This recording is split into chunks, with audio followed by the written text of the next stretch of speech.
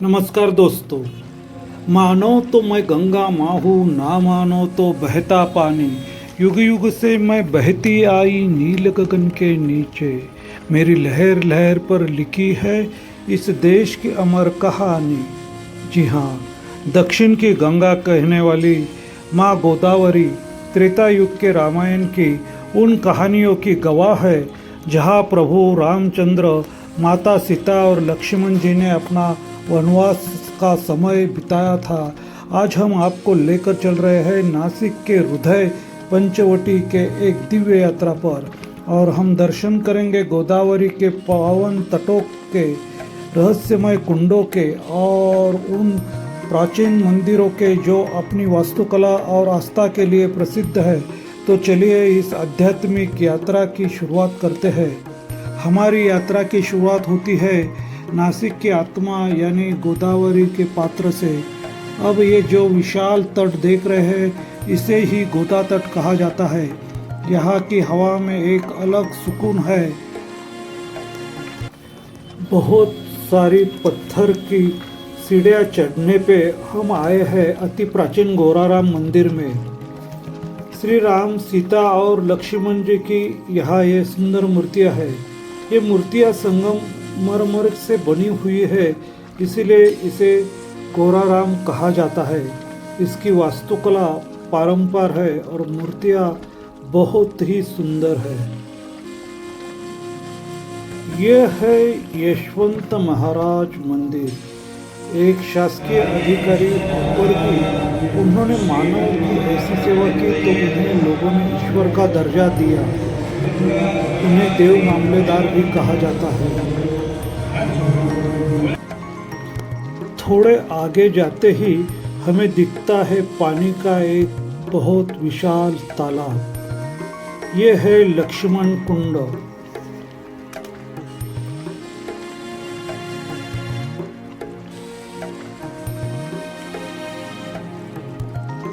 बहुत बड़ा और बहुत विशाल, और इसके बाजू में जो चक्राकार वास्तु देखते हैं उसे छतरी कहते हैं, जिसके नीचे बैठकर पंडित और लोग श्राद्ध करते हैं, दशक्रिया विधि करते हैं।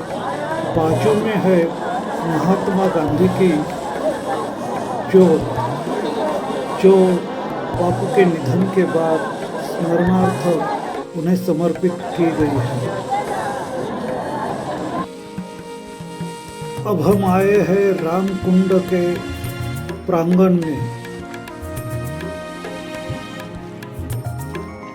यहाँ भगवान राम, लक्ष्मण और सीता की अंदर सुंदर मूर्तियाँ भी इस गांधी ज्योत के नीचे जो वस्त्र गृह है उसमें बिठाई गई है। और सामने ये है रामकुंड, नासिक का सुप्रसिद्ध रामकुंड। राजा दशरथ के दशक्रिया विधि भी यहाँ पे संपन्न किए गए थे। यह वही स्थान है जहाँ अस्थि विसर्जन करने से आत्मा को मोक्ष मिलते है। यहाँ का पानी कभी सूखता नहीं। यहाँ कुदरती झरने हैं, पानी के प्रवाह और यहाँ की ऊर्जा से उसे महसूस किया जाता है। यह है बाणेश्वर मंदिर।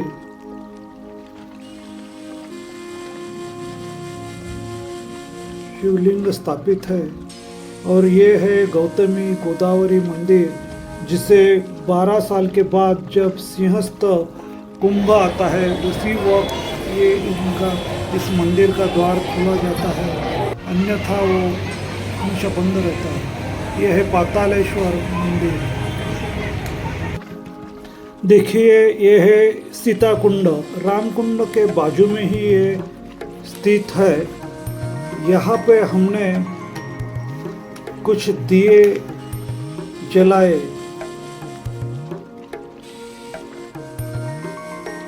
मन को बहुत सुकून आया।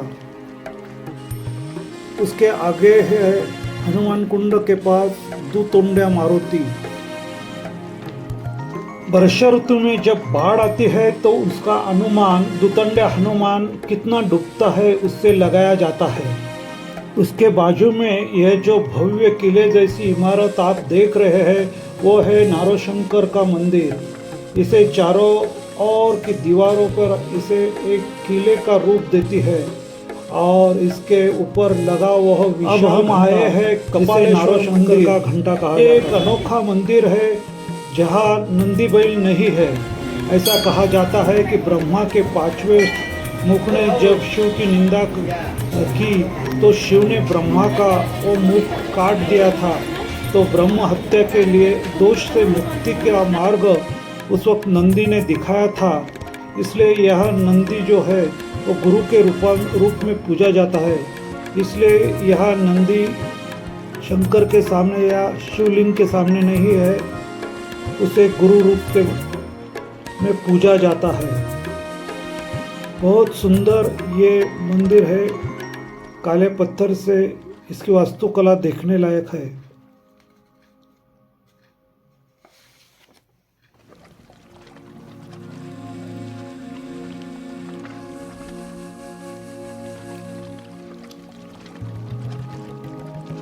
हम दर्शन लेके नीचे उतरे तो शाम के आरती की तैयारी यहाँ चल रही थी। नीचे ये सबसे नीचे सीढ़ियों के ब्रह्मा का कपाल है, यानी कि ब्रह्मा जिसका मुख पांचवा मुख भगवान शिव ने काट दिया था, तो उसे सीढ़ियों के सबसे नीचे स्थान दिया गया है। अब हम गोदावरी तट के थोड़े अंदर पंचवटी के मुख्य क्षेत्र की ओर बढ़ते हैं। यहाँ का मुख्य आकर्षण है कालाराम मंदिर। काले पत्थर से बना यह विशाल मंदिर प्रभु श्री रामचंद्र को समर्पित है। आज एकादशी है, इसलिए भक्तों की बहुत भीड़ है। इसकी सुंदरता देखते ही बनती है। इसकी भव्यता और शांति आपको मंत्रमुग्ध कर देती है।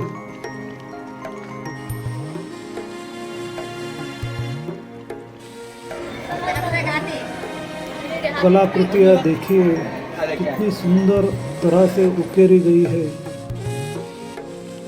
बहुत ही बड़ा प्रांगण और बहुत ही विशाल मंदिर। इसकी वास्तुकला मध्य युग की संपन्नता दिखाती है। रंगराव ओढ़ेकर ने इसे बनवाया था। ये मूर्ति स्वयंभू है और नदी पात्र में मिली थी, ऐसी आख्यायिका है।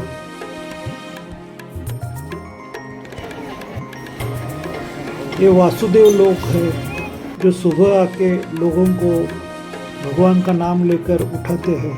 अब हम दर्शन करेंगे प्रभु श्री रामचंद्र का, यानी कालाराम मंदिर के मूर्तियों का। राम लक्ष्मण सीता जी यहाँ विराजमान है।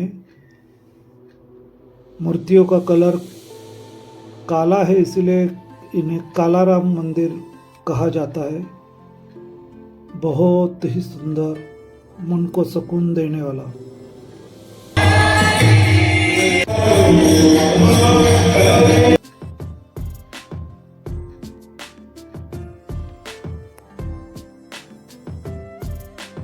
अब हम आए हैं उस जगह जिससे इस क्षेत्र का नाम पंचवटी पड़ा। मराठी में बरगद के पेड़ों को वड या वट कहा जाता है। तो ये 5 वड़ों का या वटों का समूह जहाँ जिस जगह है उसी जगह को पंचवटी नाम पड़ा। और उसी के बाजू में है सीता गुम्फा। आज सीता गुम्फा देखने के लिए हजारों लोगों की भीड़ लगी हुई है। यहाँ सीता गुम्फा है जहाँ सीता माता रहा करती थी। और इसी सीता गुम्फा के सामने ही सीता का वो संसार है जहाँ दिखाया गया है सीता हरण का प्रसंग, जनक राजा और बहुत सारे वहाँ चित्र प्रदर्शित किए गए हैं। तो ये देखने लायक एक प्रदर्शन है सीता गुम्फा का एरिया में। कालाराम मंदिर और सीता गुम्फा के पास ही गौरेराम मंदिर है। ये एक और गौरेराम मंदिर है जो अपनी सादगी के लिए जाना जाता है। अंदर बहुत ही सुंदर राम लक्ष्मण और सीता की मूर्ति है। हमने उनके दर्शन लिए।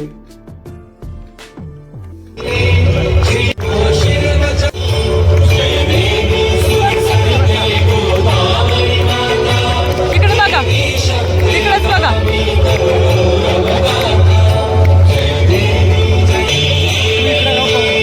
मंगलमांगल्ये शिवे सर्वार्थ साधिके शरण्ये त्र्यंबके यहाँ वाराणसी की तरह ही नासिक में गोदावरी के आरती होते उसमें हमने हिस्सा लिया और बाद में रामकुंड में दिए अर्पित किए।